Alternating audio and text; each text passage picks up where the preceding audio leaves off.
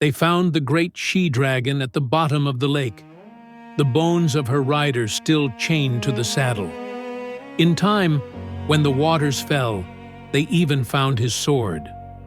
But of Daemon Targaryen, the man who leapt onto that dragon's back, above the god's eye, they found nothing at all.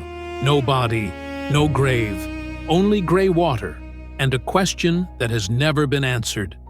He was the finest knight of his age and the most dangerous man in the Seven Kingdoms. He crowned himself a king of war and then cast the crown aside. He was feared by kings and loved by the small folk, brother to one ruler and husband to a queen, and in the end, he simply vanished. Born in 81 AC, dead above the god's eye in 130 AC, this is the complete story of Daemon Targaryen. Welcome to Westeros Within, where we journey into forgotten ages, hidden legends, and ancient mysteries. Heroes and monsters of Westeros. This is Daemon Targaryen, the rogue prince who vanished. But was he a hero, a monster, or the last true dragonlord the world would ever fear? Hold that question close. By the end, the answer is yours to give. It begins, as every dark legend does, with a boy born close to a throne he could never have. In 81 AC, in the Red Keep above Blackwater Bay, a second son was born to Prince Balon Targaryen and his sister wife Alyssa. His grandfather, the old King Jaehaerys, sat the Iron Throne. His gentle elder brother Viserys would one day inherit it, and Daemon would inherit nothing. From his first breath, he was close enough to the throne to taste it, and never near enough to sit it. That gap would shape and poison his entire life. He grew tall and lean, with the silver gold hair and pale violet eyes of old Valyria, and a beauty that turned every head in the hall. But beneath the charm ran a restlessness no tutor could school, and no septon could calm. Brilliant and dangerous, and certain he was meant for more. Two gifts would mark him for the rest of his days. At 16, the old king girded him with a knight's belt and put into his hand a blade of dark, rippling Valyrian steel. Dark Sister, the sword once carried by Queen Visenya herself. Few men alive could match Daemon at arms, and fewer dared try.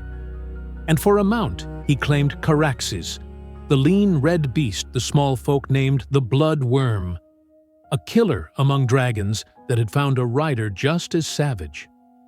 Only one thing in those years was not to his liking: his wife. The crown married him to the Lady Rhea Royce of Runestone, and he loathed her and her cold, stony veil from the very first. He showed her nothing but contempt, mocked her bronze-clad veil as a country fit only for sheep, and abandoned her to return to court. He was young, dangerous, and hungry for a destiny far greater than his birth allowed. The realm was about to learn what such a prince could do. When Viserys took the Iron Throne, he loved his younger brother and tried to find him a place worthy of his blood. He gave him the realm's coin to count, and Daemon yawned over the ledgers. He sat him in judgment and found the prince's justice came too swift and too final. Then he handed him the gold cloaks, command of the city watch, and at last the glove fit the hand. He found the watch a rabble and forged it into a force, 2,000 men in cloaks of beaten gold, marching at his heel through every gate in the city. The small folk worshipped him, but the more the city loved him, the more one man at court came to fear him. Otto Hightower, the king's hand, watched that rising star with cold and patient dread, and lit a feud that would burn for the rest of both their lives.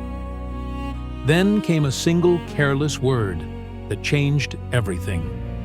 When the queen died in childbed, and her newborn son with her, Daemon stood for one brief hour the nearest man in blood to the throne, and over his cups he called the dead child an heir for a day. the cruel jest reached the king, and Viserys, in his grief, cast his brother out. But Daemon did not sulk. He went to take a crown no one would give him. He found it in the south, in the Stepstones, the broken isles where the free cities grew fat on plunder under a Myrish prince admiral called the Crab Feeder, for the way he fed living captives to the crabs. Daemon took the sea snake, Corlys Velaryon, for his ally, and made war on those rocks with fire and steel for years. In the end, he ran the Crab Feeder down and killed him with his own hand. Dark sister against a man who had always hidden behind an army. And then he did the unthinkable. He set a crown upon his own head and named himself King of the Narrow Sea. His brother suffered it only so long, then commanded him to set the crown aside. And the proud prince, for once, obeyed. He had won himself a kingdom and been made to hand it back. He came home, and waiting for him at court was the one person whose name should have been beyond even his reach. But then Daemon made the mistake that changed everything. His niece, the Princess Rhaenyra, the realm's delight, the heir her father loved above all. Daemon made himself her shadow, and the whispers began at once. The fool mushroom told the basest tale, that the prince smuggled the girl into the city by night, dressed as a page, and brought her to a pleasure house to teach her the arts of love before slipping away into the dark. The pious Septon Eustace told it gentler, that Daemon stole into her bedchamber, woke her with a kiss, and meant to make her his wife. The court swore nothing happened at all, that it was poison poured into the king's ear by men who wanted him gone. We will never know which of them spoke true. We know only that Viserys believed enough to break, and drove his brother from court in disgrace, barred from the throne, and the princess alike in a single stroke. But Exile had never tamed Daemon Targaryen. Across the narrow sea he found, for a while, something close to peace. He wed Laena Velaryon, a tall, striking woman of dragon blood who rode Vhagar, the oldest and largest dragon in the world. They made their home in Pentos, and she gave him twin daughters, Baela and Rhaenyra. For a few years, the most dangerous man in the Seven Kingdoms was simply a husband and a father. It could not last. When Laena came to childbed again, the labor went hard, the babe did not live the hour, and the fever took her. They say she would not die abed like a craven, that she rose and staggered toward Vhagar to mount her one last time and die a dragon rider in the sky, and fell before she could climb. Whether that is truth or a kindness told for her honor, no one can say. Daemon was a widower, and then, as if fate itself were clearing his road, the husband of Princess Rhaenyra died too. Sir Leonor Velaryon, cut down by a knight of his own household after a bitter quarrel, so the realm was told. But Mushroom swore Lenor was never killed at all, only spirited overseas with his lover, his death staged so the princess might wed again. Murdered or vanished. The result was the same. Within months, Daemon and Rhaenyra were married in an old Valyrian rite, uncle and niece at last, and gave each other two sons, Aegon the younger and Viserys. Everything Daemon had been denied, he had finally taken, and then the old king died, and took the peace of the realm into the grave with him. Viserys, first of his name, passed after 26 years upon the throne. He had named Rhaenyra his heir before all the lords of the realm, and they had knelt and sworn. It did not matter. Before his body was cold, the Green Council crowned his eldest son by Alicent Hightower, and the boy was anointed Aegon II in the dragon pit before a roaring crowd. Sister against brother, dragon against dragon. The war the singers would name the Dance of the Dragons had begun, and it would all but end the blood of old Valyria. On Dragonstone, Daemon was the iron at the heart of his wife's cause. Rhaenyra raised the banners, but it was Daemon who counted the swords and the dragons, who set the strategy, who understood the uses of fear better than any man living. And when word came that her son Lucerys had been burned out of the sky above Storm's End by Aemond One-Eye and old Vhagar, the grief in the prince turned to something colder. A son had been taken. A son would answer for it. And this is where the legend turns dark. He reached into the gutters of King's Landing through Mysaria, the woman they called the White Worm. She found him 2 men, a broken watchman, and a rat catcher who knew the castle's secret ways. And history remembers them only as blood and cheese. They climbed to the queen's chambers in the dark, and there they did the cruelest thing in all that long war.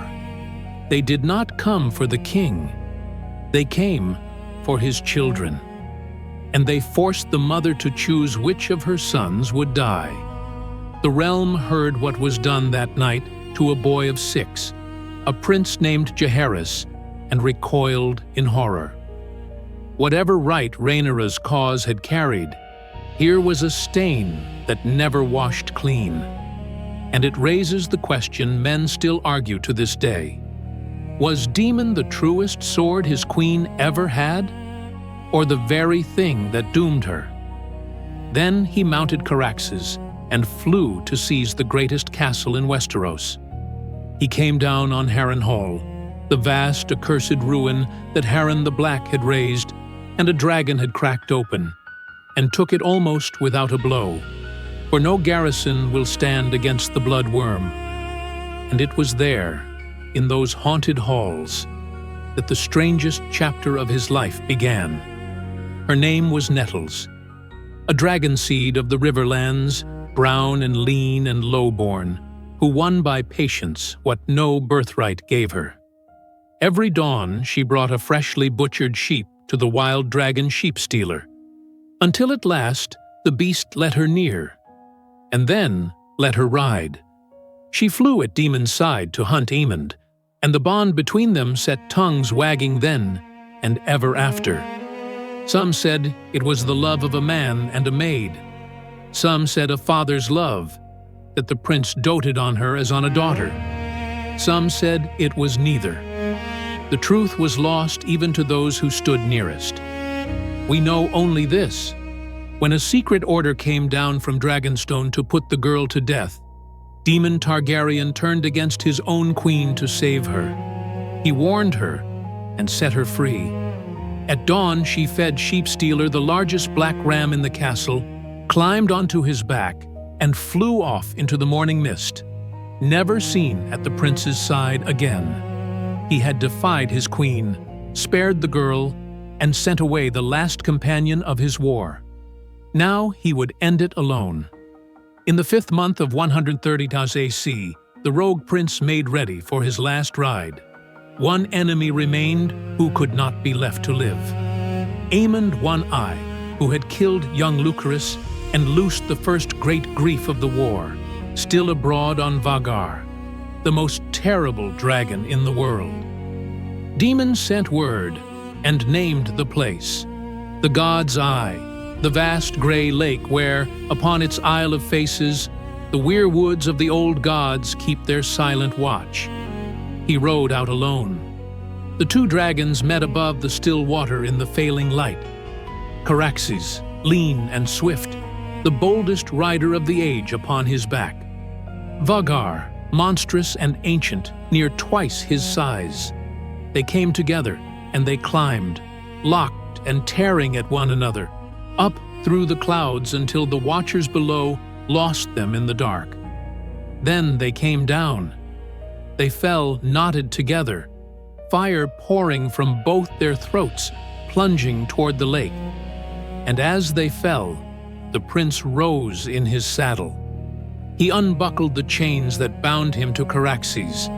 He stood, in the screaming air, on the back of a falling dragon. And he leapt. He came down on Vhagar's back, drew Dark Sister, and drove the blade through the sapphire that sat in Aemon's ruined eye, deep into the skull beneath. The two dragons struck the water like a falling mountain, and were gone. Vhagar sank to the bottom, with Aemon's bones still chained to her saddle.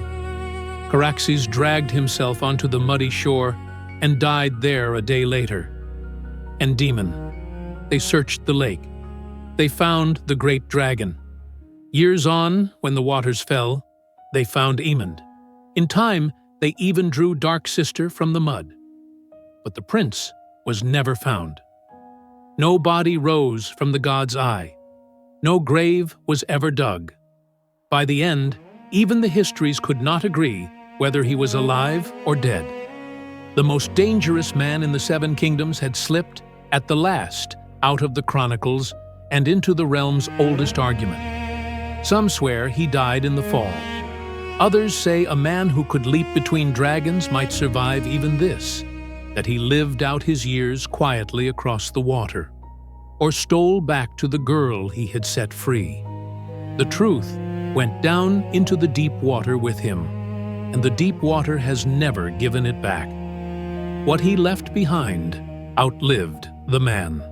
His daughters Baela and Rhaenyra carried his blood into the great houses of the realm, and through the son he gave Rhaenyra, the boy who would reign as Aegon III. His line ran on past the war that swallowed so many. He had been the finest knight of his age and the most dangerous man in the Seven Kingdoms, a prince who wore a crown only to throw it away. Feared by kings, loved by the small folk, never bridled, never broken, never tamed. Hero, monster, or the last true dragonlord? In the end, perhaps he was all three. Out on the god's eye, the waters lie still and gray. The sword has been lifted from the deep, and the enemy raised up, and only the prince himself was never given back. Unfound, unproven, neither dead nor living in the eyes of the world. The rogue prince had passed beyond the reach of histories and into legend. From first breath to last, that was Daemon Targaryen.